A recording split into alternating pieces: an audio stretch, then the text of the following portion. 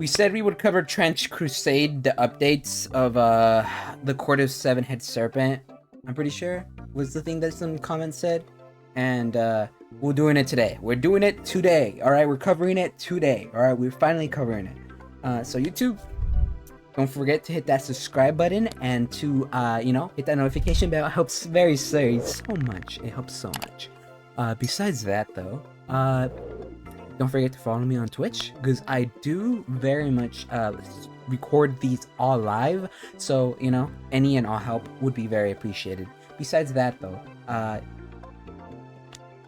if I remember right, I like the... Well, not the American forces, because I know it was the British, well, not the British, but the church, right? It was the church, and the strongest it had was the paladins, and there's like 12 of them, but only 7 are left. It's been like a month since I covered this, all right? So do give me a little bit of leeway. I'm trying to go off memory here. Right, and I remember the pictures of the different factions. We had the one in full red, which was the flamethrower guy, the big house with the wheel in front with like was it like a person on the cross maybe, or something like that, right? Or was it an animal? I do not remember, right? And then we had sniper class. We had the forces of the hell. We had and then there's some forces from I don't know if it was Egypt or Africa type things. That's all I remember though. As far as I can remember, right? I remember some of their basic lores. I know they're like heavy sniper, long distance, more melee, more the more you commit to the hell, you start getting like tiers, and then I also remember liking the third pilgrims. That's why I was thinking about America, because pilgrims, I like the pilgrim faction the most so far, is what I was thinking. Anyways, now that we remembered that, which was the main thing I was trying to remember, let's get right into it, see what we have here, and what more we could add to this, and see if this one, I like this one more than the pilgrim so far. We have made a covenant with death, and with hell we are at agreement. When the overflowing scourge shall pass through, it shall not come unto us. For we have made lies our refuge, and in falsehood we have taken shelter. The New Syncretic Orthodox Bible.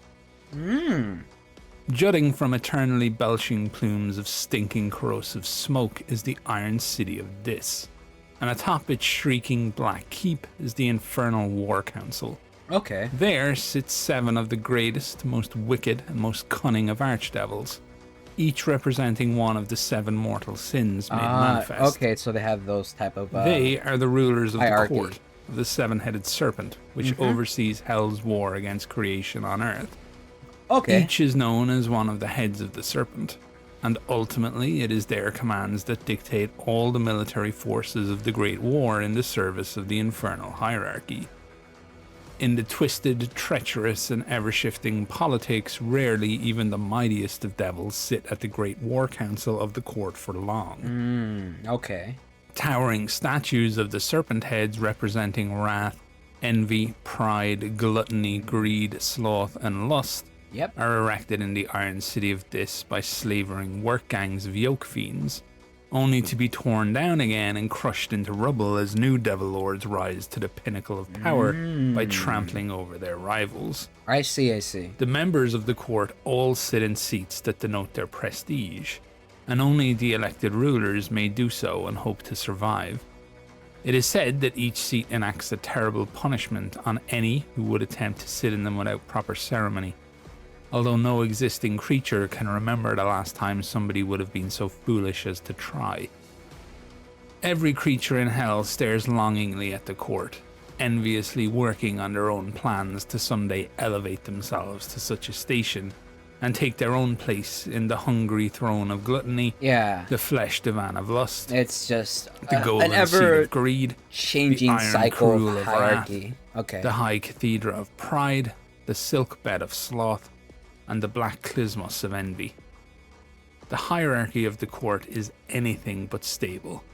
Only Mammon is said to have held the position of the serpent head of greed almost without a break for the duration of the entire Great War. Of course, greed is the one Other that positions keeps it. have seen a bewildering parade of dukes, marquises, margraves, barons and baronesses, paramounts, princes, lords and ladies and earls, and a myriad of other high nobles that make up the infernal hierarchy.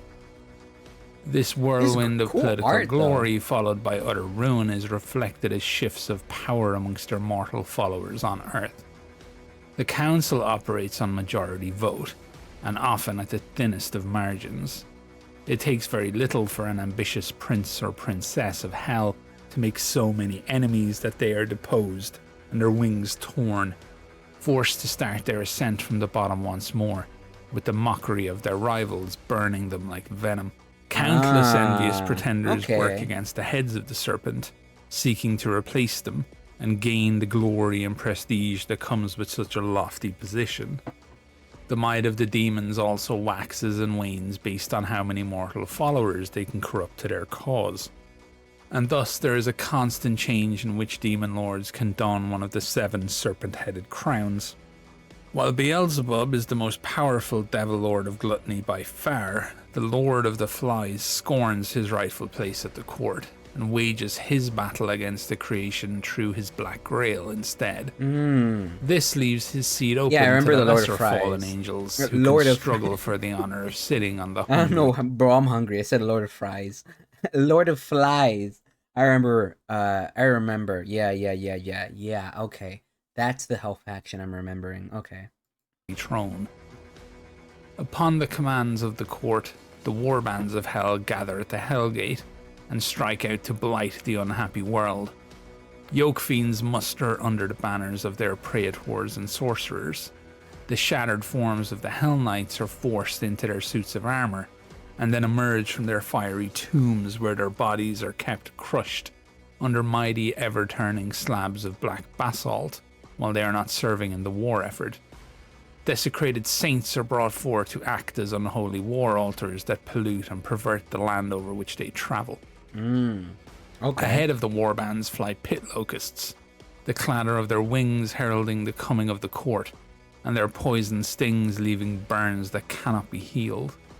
And sometimes, when the deathly omens on hell's burning skies and black stars are favourable, a hunter of the left-hand path will join a warband as they strike out of the mouth of hell. As the warband marches to join the Great War, joyous and triumphant music played by unseen hands can be heard at these times, for taking part in one of the hunts is seen as a great privilege within the shoal.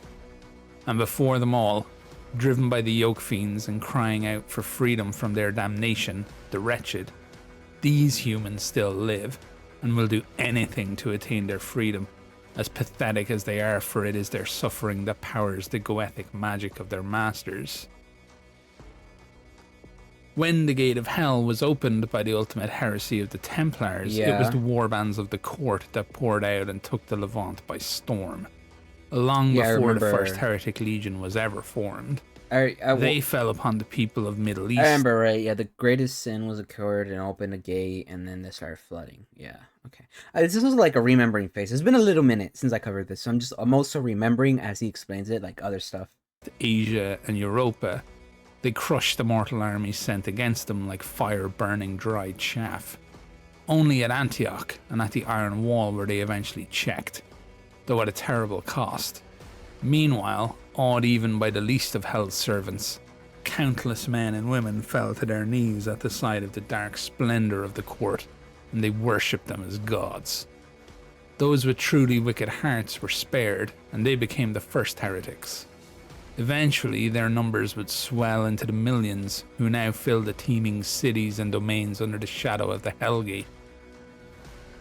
Being both of the material world and of the world of the spirit, the court's foot soldiers can march to make war on earth without fear of divine retribution, as they do not break the covenant of hell.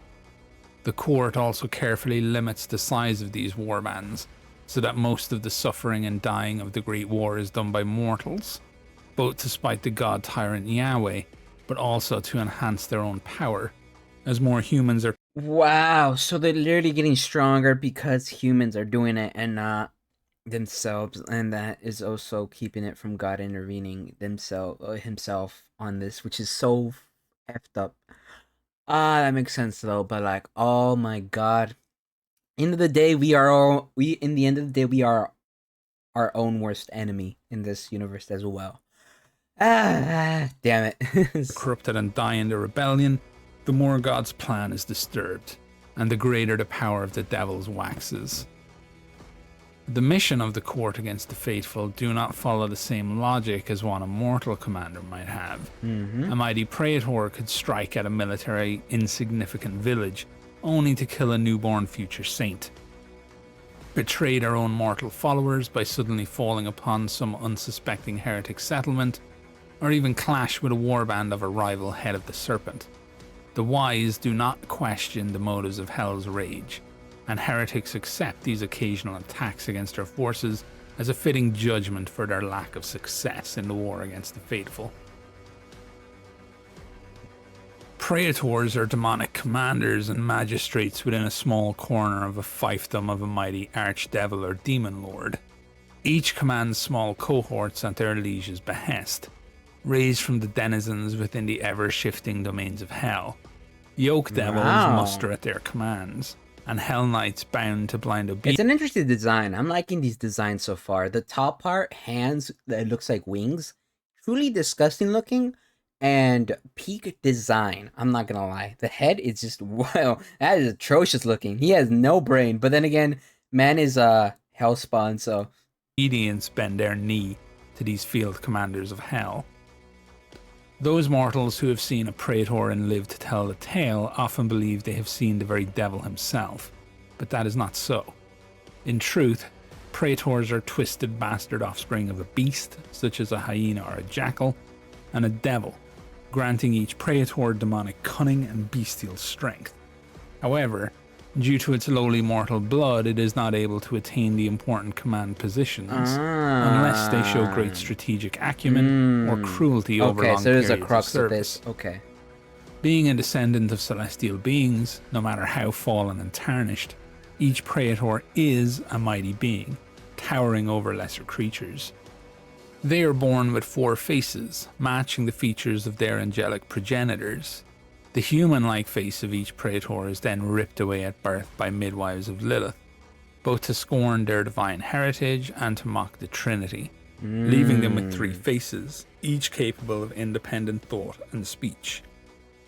Their 3 mouths weave a web of lies and hypnotic magic through their 3 voices that can speak of the same subject simultaneously, subtly twisting and corrupting its words as it makes false promises to those the praetor wishes to lead into ruin. Their wings carry the likeness of their bestial broodmothers, with fanged mouths that vomit gore whenever human blood is spilled in the name of the praetor. Such blood can then be used to power the goetic magic it uses. Despite their lowborn status in Hell's hierarchy, praetors are very useful to their masters. As they are partly born as creatures of the natural order, they can sneak into the mortal realm without breaking the covenant of hell, which binds each rebel seraphim. Thus, they can lead the great hunting parties of the court to plague Earth without triggering a direct confrontation with heaven. Thus, coarse warbands are most often led by one of these blasphemous cambions, as they hunt for their lord's enemies, desecrate holy places, or seek to recover ancient relics from the time of the first rebellion when fallen angels reigned on Earth like burning stars. Some praetors are great warriors. Fallen angels reigned on Earth. Now that I do not remember. I didn't know that. Now that's lore drop for me. Trained in the esoteric fighting pits of the Iron City of Dis, while others are schooled in the goetic arts in the mighty sorcerers' basalt towers. This makes them very versatile and dangerous opponents, even though they can be slain in combat as part of their essence is tied to mortal flesh. Thus, even though praetors are treated with disrespect by the devils and lords who make up the court, oftentimes they are gifted powerful weapons, talismans, or armor so that they can carry out their duties. In battle, they wield ancient swords, wicked barbed polearms, or storied hunting rifles which are not subject to the laws of physics and time that Yahweh has set. Oh, that's Strange interesting. artifacts and relics grant Very them interesting. terrible powers which amplify their goetic magic. If praetors succeed in their tasks, they are sometimes granted boons from their lords, further enhancing their capabilities. If they fail, however, they will be given into the hands of those the praetor has delivered into the withering hellfire, or even worse, turned into hell knights. Their form crushed, broken and shunted into the black armoured suits, where their broken bodies must then serve other praetors. Some few are said to have performed some great deed in service of Inferno, and are rewarded with dark apotheosis. Such a victorious praetor will have the mortal aspects of their being shorn off from their bodies with pincers of iron, leaving only a pure demonic creature that can finally assume its rightful place in the ranks of the infernal nobility, and join the court of the seven-headed serpent as a full-fledged aristocrat of hell. Atop tall towers clawing against the black sky of hell, the sorcerers of the court of the seven-headed serpent perform rituals and spells to advance the schemes and machinations of their lords. That's an awesome design. They meditate in the scrying chambers, and the eerie sound of their insane chanting echoes throughout their lord's fiefdom. It is their ululating cries that summon their lord's warbands into battle. A mighty devil lord might have thousands of sorcerers under their command. Each is formed from a tiny sliver of a fallen angel that shattered after being cast out of heaven. Not truly dead or alive, they exist at the exact moment when their original divine life ended. They have lost all their original seraphic gifts their original whole form once had, but thanks to their celestial origins, no matter how fallen and diminished, they possess the potential for channeling great power, acting as conduits of magic. The sorcerers study their secret spells of destruction and manipulation from ancient tablets found atop the many-peaked and unsettling mountains of hell. For just as Yahweh gave his laws atop of the holy mountain, so does hell provide its power to its dark arts from the pinnacles. Yeah, okay. To find the tablets, the sorcerers use blind augurs and soothsayers who wandered too far to seek enlightenment and found damnation instead. After listening to the clues of their diviners, sorcerers study the ancient lore and ever-shifting maps of hell that fills their blasphemous libraries. When the time and place is discerned, a great expedition is mounted to discover one of these priceless tablets. It may take decades or centuries or even millennia to find the tablet, for time in hell flows in uneven waves shifting back and forth, and the wilds of hell are ever-changing and filled with many strange and deadly creatures. When the expedition reaches the appointed mountain, the sorcerer must climb to the top alone. The mountain's crown is ringed with standing stones that hum with a coiled power, and above the stones a great pillar of smoke hangs like an abscess in the sky, and fell voices whisper from it. The sorcerers enter the ring, praying to his dark master that he will return with the prized tablet. Then the presence in the smoke judges them. Most are found unworthy, and the tablet melts their body over 7 years, draining its tarnished divinity to enhance the spells described on the tablet for a more worthy sorcerer to find. Wow. In the rare cases of a sorcerer... Okay, so they're just sorcerers constantly going after this thing. And then most of them are getting killed, or not killed, but like burned, and then their power drenched and, like, you know, all that drenched into the tablet and powering it up and all that for the actual worthy one that will eventually get there to have a okay, all right, that's kind of wow.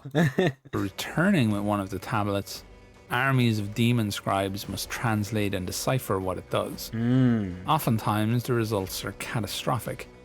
It is not uncommon for one of the Devil Lord's keeps and its surrounding fiefdom to become completely annihilated by the power found in these tablets. But some are successful, and the sorcerer becomes a mighty master of goetic spells of the tablet. Their spells powered by the suffering of wretched mortals that the court buys from hell's... I wonder if you just, like, let's say they destroys the whole area, right? and then somebody else, sorcerer, just happens to like find that tablet, and then what? markets, or acquires as tithe from their mortal followers. Each sorcerer specializes in a school of one of the 7 deadly sins. Okay, that makes sense. Sorcerers also come in many forms and manipulate their own bodies to better cast the mighty spells that they are charged with. Some will have many arms, and others multiple heads, or countless alterations and terrible improvements. This picture Some is just self-administered, an example, while others will be forced upon them, based on the whims of their archdevil and the cabal of high sorcerers who lead their goetic strategy. Sorcerers' feet do not touch the ground, a distant echo of their angelic past, but instead they float across the battlefields of no man's land, chanting the cruel gospel of hell as they advance. Their dark wisdom and cunning makes them equally capable of leading one of the court's warbands, or acting as advisors to one of the nobles of the court as they stride forth into the mortal realms.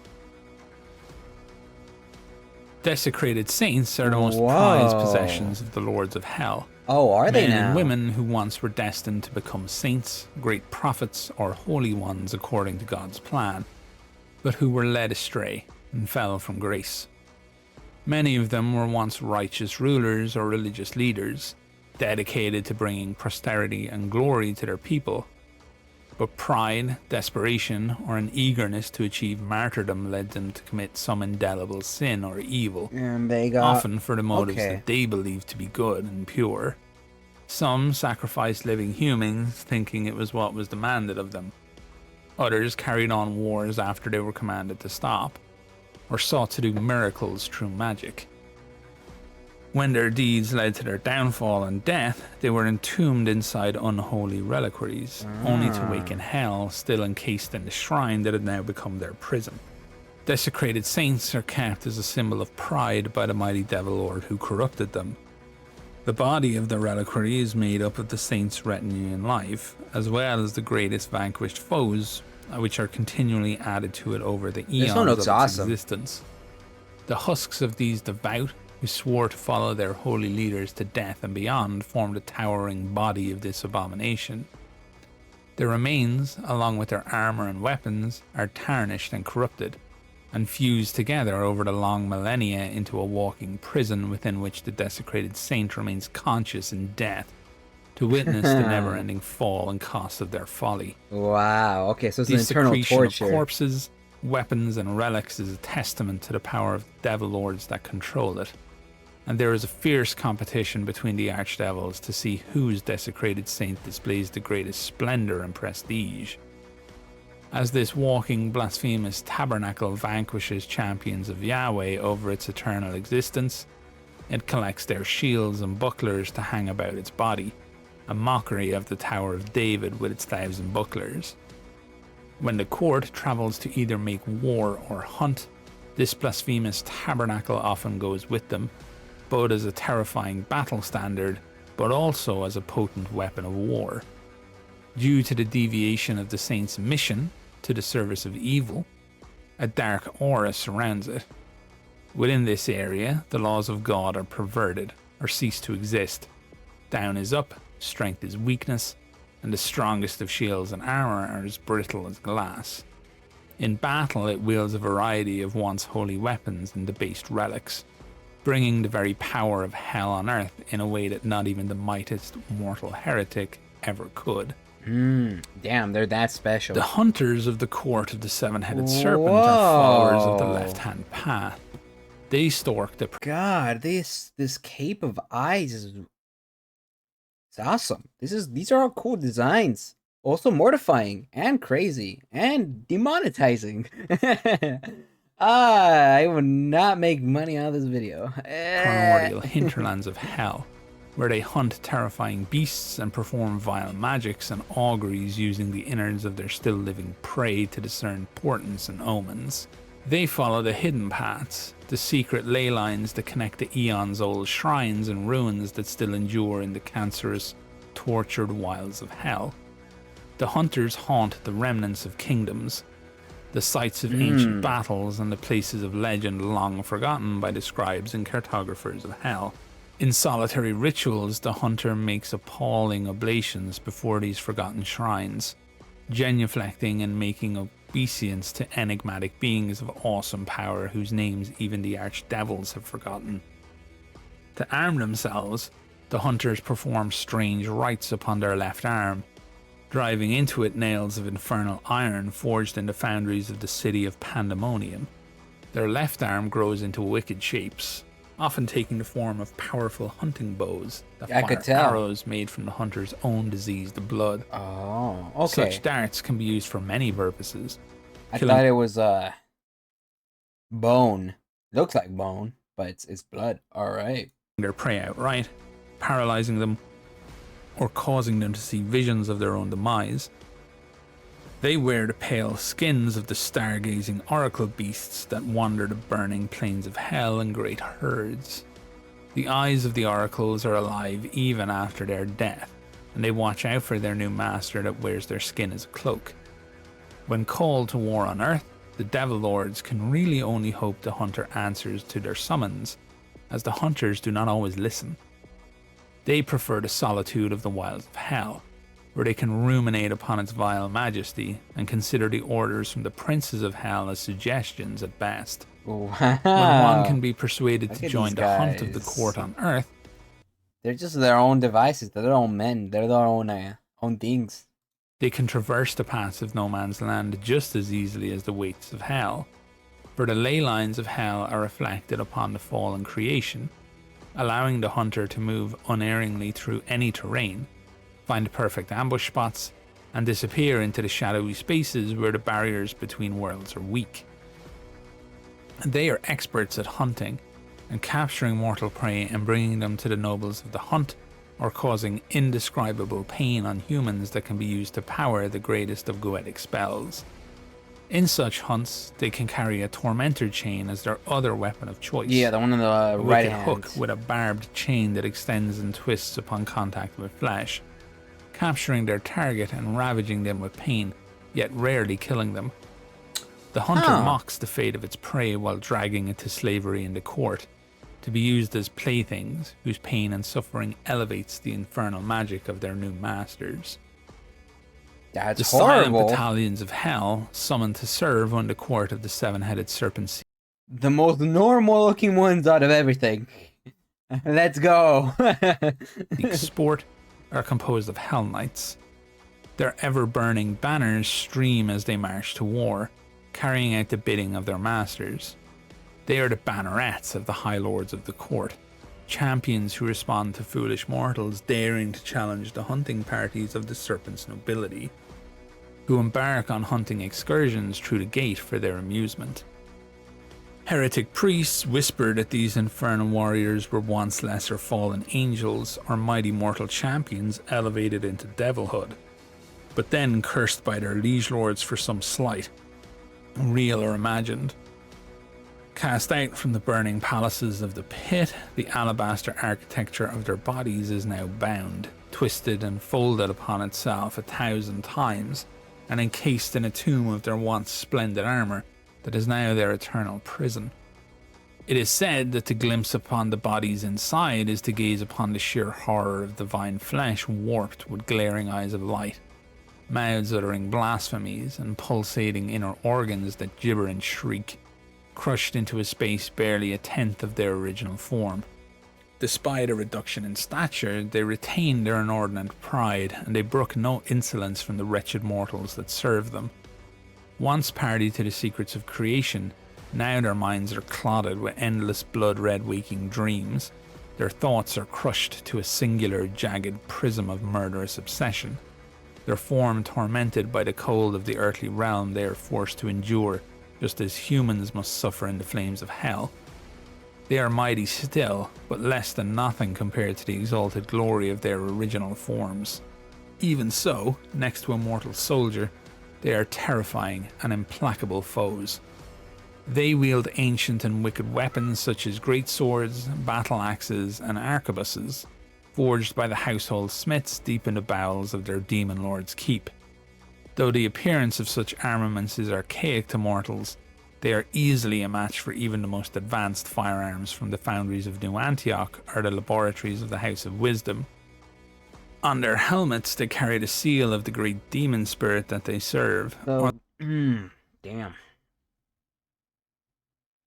We gotta lace our bullets or something. Lace them with Fant or something. My God, we are so this is bad.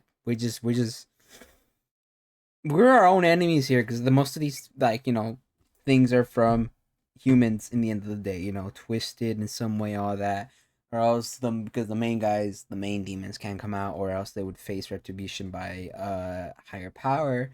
Which is like, wow. We're fucked. We are boned. We're screwed. Or the mark of their patron member of the court. And about them float eerie corpse candles that act as conduits to goetic magic. Yoke fiends are the twisted stillbirths of cursed devils. Wow. 1,000 generations that growing is ever more debased and feeble, and crossbred with beasts of the field by the sadistic infernal biopriests. These least of all the demonkin are kept in servitude until after the stars go out. That is horrifying. Lacking intelligence, tortured by their own perverse existence, and filled with malice, they are fit for nothing but the crudest of tasks. In the innermost chamber of their black heart remains a tiniest polluted shard of divinity, the cruel legacy of their once angelic forefathers. This dim knowledge and the repulsive fallen state fills the yoke fiends with unending hatred and envy towards any untouched part of the creation. Throughout the endless plains of hell, yoke fiends keep the great boiling cauldrons constantly lit, feeding the fires with the damned. They gleefully throw the endlessly shrieking souls into the boiling vats of pitch, the torment of others being the sole consolation of their miserable existence. In work gangs a million strong in the vast quarry... I'll be honest. If you know that hell exists, because you do know in this universe, right? Yeah, I'd be serving God, because like I'm gonna end and I want to go to heaven. If things like this are existing, and you're seeing half of these beings out there, I ain't turning coat. I'm staying straight.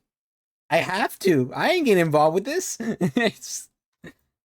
I'm a civilian. The yoke fiends cut the ubiquitous black stone with which they can erect great keeps, ziggurats, and towers of hell, monuments glorifying their own bitter enslavement.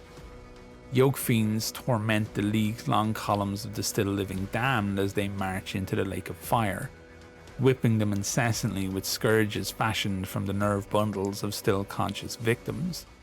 This colossal human suffering in turn powers the goetic magic of the archdevils and their mortal servants, as it disturbs God's plan for the universe. When called to war, the bellows of these brutal creatures shake the very foundations of their Lord's manse.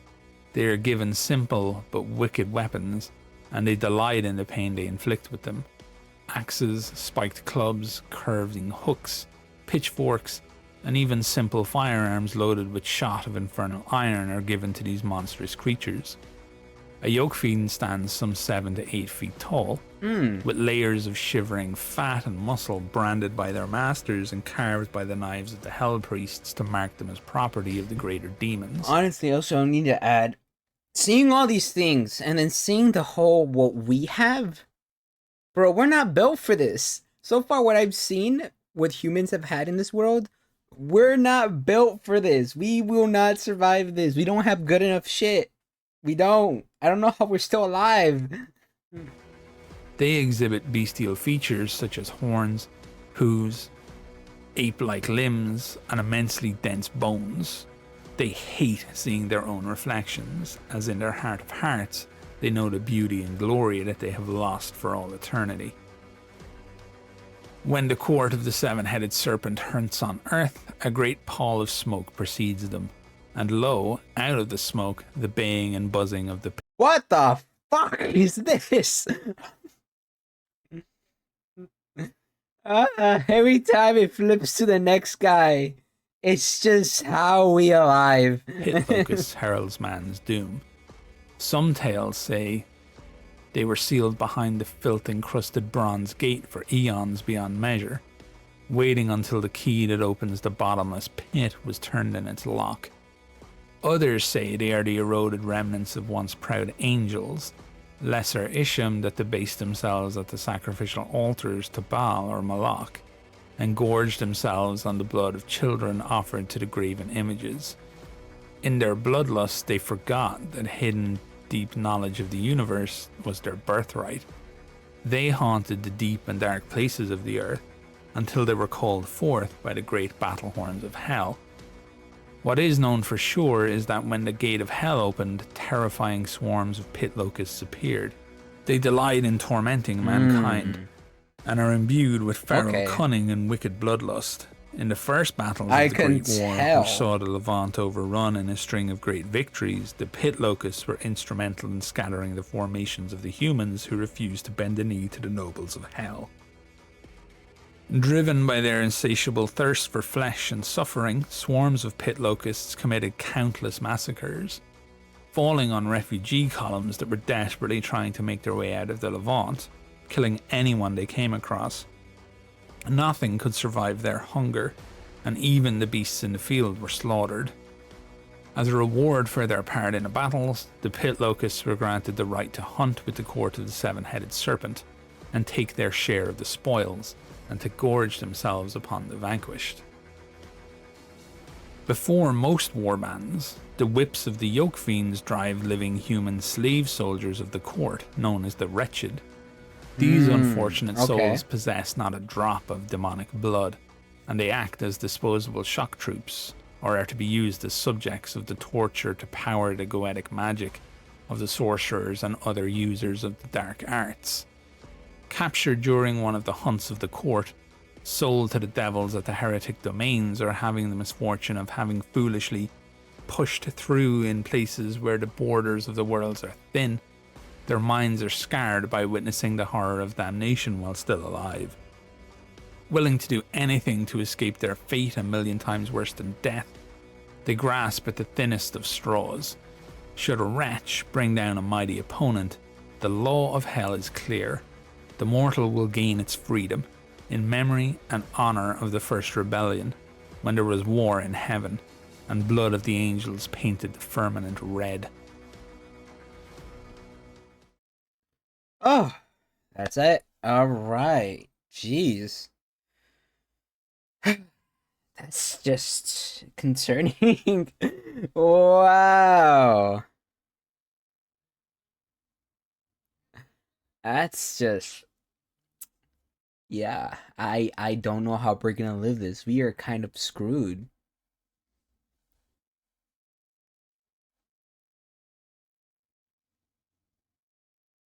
We're screwed. All right, that's my takeaway after that one. All right, YouTube. I hope you guys enjoyed that. That was